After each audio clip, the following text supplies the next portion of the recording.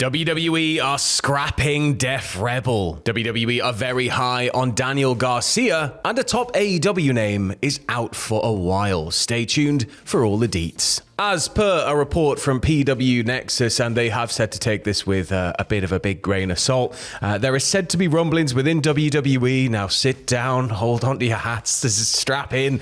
Def Rebel's contract with the company apparently is not going to be renewed upon expiration. Come on! It also notes that WWE using mainstream artists for themes is expected to be the norm going forward, which comes after last night's SmackDown debuted a brand new theme by Megan Thee Stallion. Yeah. So it's been something that I think everybody's been asking for a long time. Yeah, 100%. In the nicest way possible. We went from the gold standard Jim Johnston.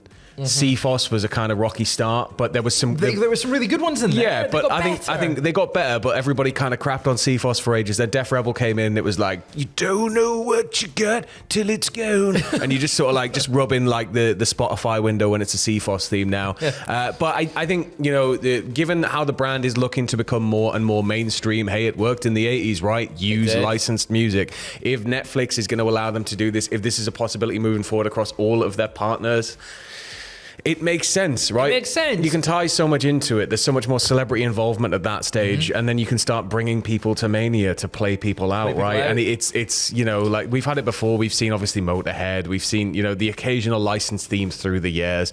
But I think leaning back into it, using more licensed music across the board, hell yeah. I mean, you look at all the you mentioned the WrestleManias where people are played out to the ring. You wouldn't get that with Def Rebel themes. It just wouldn't work. Is one of them going to stand there and go, Austin Theory, and then the other one goes exactly. It doesn't work. When you look at the like Rhea Ripley's entrance from this year, it felt massive. Oh, it was huge. And even though they weren't that great, when Randy Orton got sent to the ring with voices at WrestleMania 30. What's happened here is they've looked across the board. They saw the biggest licensed band in the history of all licensed band, Fozzy, sell out Wembley twice, 100%. And they've gone, oh no, we want a piece of that. Oh no, they're getting too big for the boots on that side. Sold out Wembley. But yeah, could you imagine them getting Metallica in, like using, because we've always had like licensed themes for pay-per-views and stuff. Yeah. But if somebody starts using like Metallica, and then Metallica plays somebody out of Mania, that's massive. It's massive. It's immediate headlines across music press. It's immediate headlines with the fan bases of those bands. There is a lot of crossover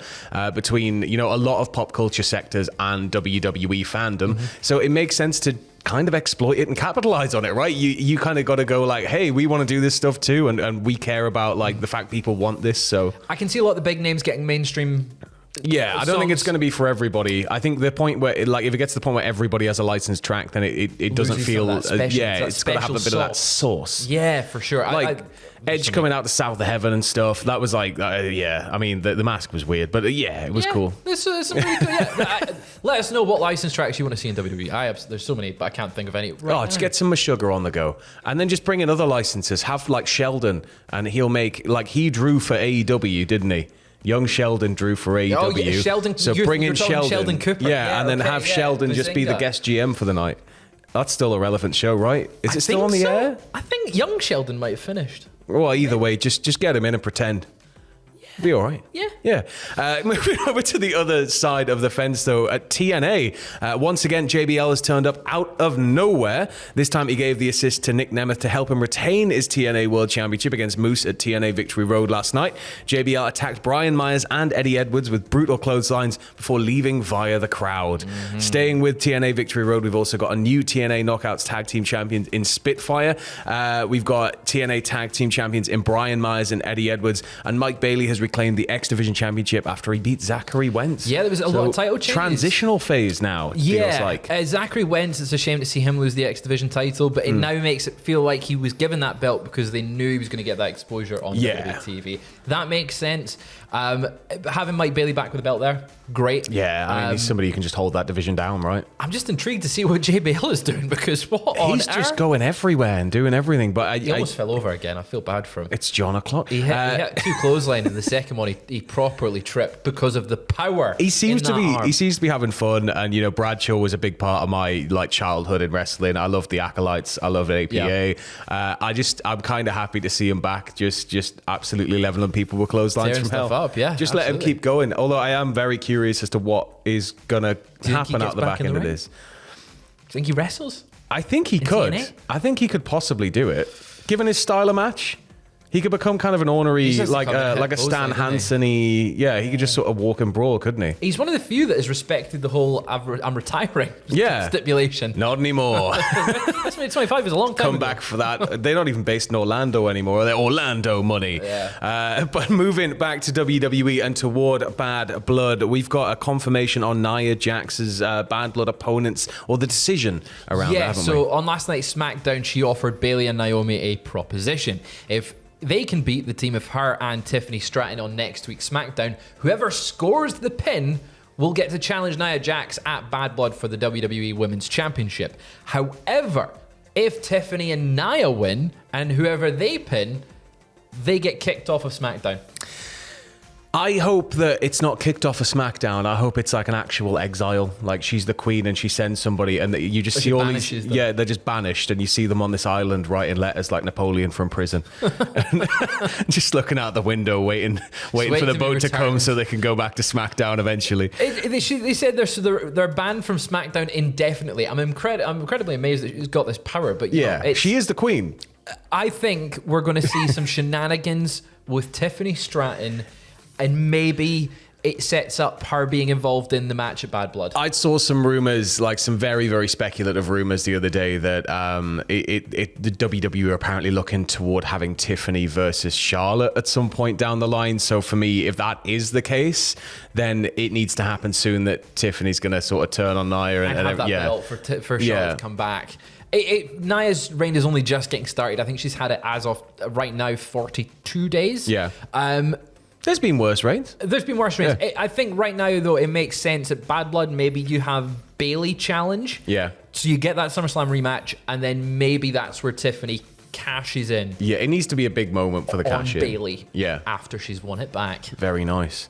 Well, we've also got some news surrounding NXT here, with WWE announcing a couple of NXT events on the road to coincide their launch on the CW, which we touched on in the earlier video. One event is going to be on the 8th of October, and it was set to be held in the 17,000-seat Enterprise Center in St. Louis. However, WWE has confirmed that the event has been moved and is now going to take place in the 3,000-seater The Factory in Chesterfield, Missouri. This is an event that has Randy Orton advertised on it, so I am quite surprised that it's not sold enough to get past that 3,000-seater threshold. They're clearly unsure about its performance, moving it to a smaller venue. Props to them for doing it, because if they are getting 2,000 people in there, a 17,000-seater venue is not going to look great for them. It's also quite experimental for them with NXT being traditionally, like a one-location brand. For them to start branching out, there was that point, 2016 when they were doing the NXT house show world tours and stuff, and they were drawing good numbers and that. But I think, maybe once it debuts on the CW, then we might see a bit of an influx of new fans, and then they can start moving up to bigger venues. But yeah, as you said, props to them, because I guess having a smaller room with a bigger atmosphere, shooting it on nice big wide angle lenses, make it look like there's 10,000 people there regardless. But it's one of those where, it's better than having, literally just sort of a block of people and then having to really tightly shoot because you haven't put people in like one block. I'd be intrigued to see how the previous week is selling. I think the October 1st show, that is their debut on the CW, but it makes it look like maybe it's not as hot outside of Orlando as it maybe appears to be. Yeah.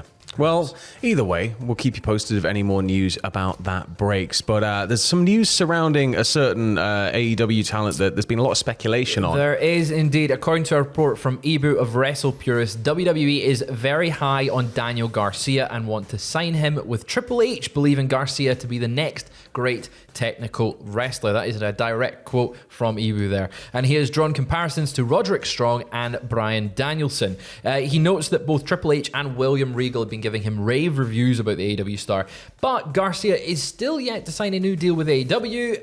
Could he be offered something by WWE? Is he waiting for that contract to expire? It feels very will he, won't he. I know there's been a lot of speculation to the point where Garcia's just coming out and saying, just leave off.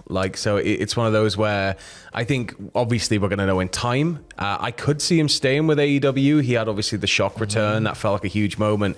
Then he lost to MJF, which was sort of, okay, what's going on there? To protect, surely, but just in case he's on his... That was it. That was the point me and Ross are like, well, maybe he's not, maybe this is it, right? Maybe it's not all kind of set in stone. Yeah. Either way, I think, if he stays at AEW or if he does go to WWE, WWE, he's got a hell of a career ahead of him. And I think that, whoever's got him on side has a hell of a talent that they're going to be able to utilize for years because he's super young. He's super young. He's got a lot of skills. He's already developed that are at a really, really high level. And either way, if he's already got like a good connection with the audience and everything. Yeah, and that dance, it's over. It's over. Like they're going to take it off him. Oh, they're going to take it off him and give it to Regal, and Regal's going to make it his dance. That's his dance now. It's his dance. But keeping it with AEW here, according to the Wrestling Observer newsletter, both MJF and Swerve Strickland are set to be off AEW TV for a while following injury angles at All Out.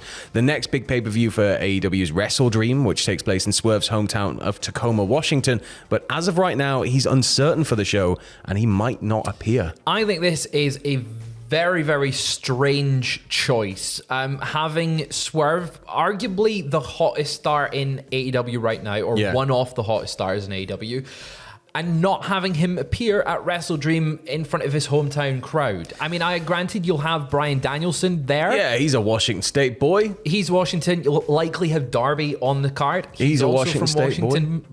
But Swerve has just come off the back of an incredible run as world champ. Arguably, like the hottest star they've got right now, into even without the title. Like, I mean, and that match, goddamn, that match was something else. Hey, we've had good steel cage matches this week. I'll tell you that much. Yeah, I mean, just the cinder block more than anything. Oh, that was hard to watch. Tasty. But I part of me also is looking at this going like, okay, is this all just one big swerve? And is he going to appear? Or could he make an appearance not in a wrestling capacity? Like, there's a lot of ways that he could possibly turn up. But potentially, if he is going to be taking time off, it does feel odd. But I guess at least they will have some local boys there. Yeah. Either way, they've got some local talent there. I want to see Swerve. I want to see Swerve. I can't help it. He's so especially because it's his hometown. It's literally his house. Yeah. Absolutely. But they did burn the house down, so I don't. Does he have a house now? No. Where's he spending his time off? Doesn't have one. He's just at a Hilton somewhere. Yep. Just wandering the streets. Well, that's it for your second dose of lovely bumper weekend wrestling news. We may be back later on with the third of any further news breaks, but if not, keep it here with us. We've got plenty of content coming out over the weekend, and we will catch you next week.